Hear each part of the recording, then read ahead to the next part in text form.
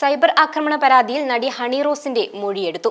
ഇന്നലെ സെൻട്രൽ സ്റ്റേഷനിൽ നേരിട്ട് എത്തിയാണ് മൊഴി നൽകിയത്. ദ്വയാർത്ഥ പരാമർശങ്ങളിലൂടെ ഒരു വ്യക്തി അപമാനിക്കാൻ ശ്രമിക്കുന്നു എന്ന് ചൂണ്ടിക്കാണിച്ച് ഇൻസ്റ്റഗ്രാമിലൂടെയാണ് നടി ഹണി റോസ് രംഗത്തെത്തിയത്. ഒരു ഉദ്ഘാടന ചടങ്ങിൽ പങ്കെടുത്തപ്പോൾ ദ്വയാർത്ഥ പ്രയോഗം കൊണ്ട് അപമാനം നേരിട്ടതിനാൽ പിന്നീട് ആ വ്യക്തിയുടെ സ്ഥാപനത്തിന്റെ ഒരു ചടങ്ങിനും പങ്കെടുക്കില്ലെന്ന് തീരുമാനിച്ചിരുന്നു.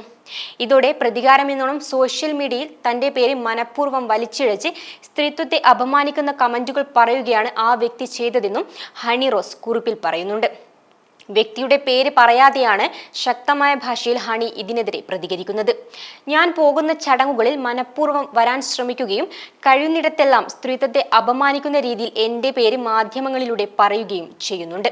ഞാൻ വ്യക്തിപരമായി മാനസിക വൈകൃതമുള്ളവരുടെ ഇത്തരം പുലമ്പലുകളെ പുച്ഛത്തോടെയും സഹതാപത്തോടെയും അവഗണിക്കാറാണ് പതിവ്. അതിനെനിക്ക് പ്രതികരണശേഷി ഇല്ല എന്ന് അർത്ഥമില്ല.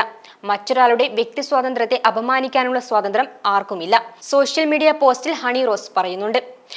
കൂടാതെ ഹണി റോസിന്റെ ഇൻസ്റ്റഗ്രാം പോസ്റ്റ് പോലീസ് നിരീക്ഷണത്തിലാണ്.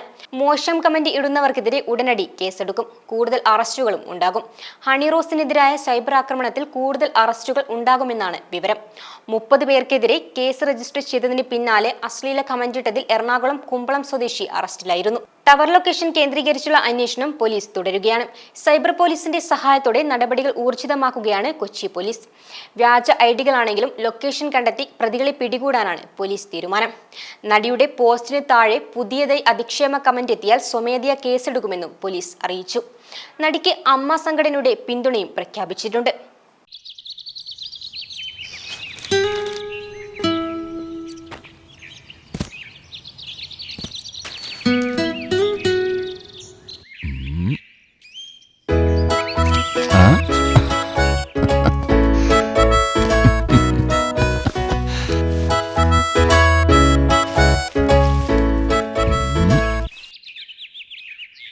എനിക്കോ? അപ്പൊ ഞാനും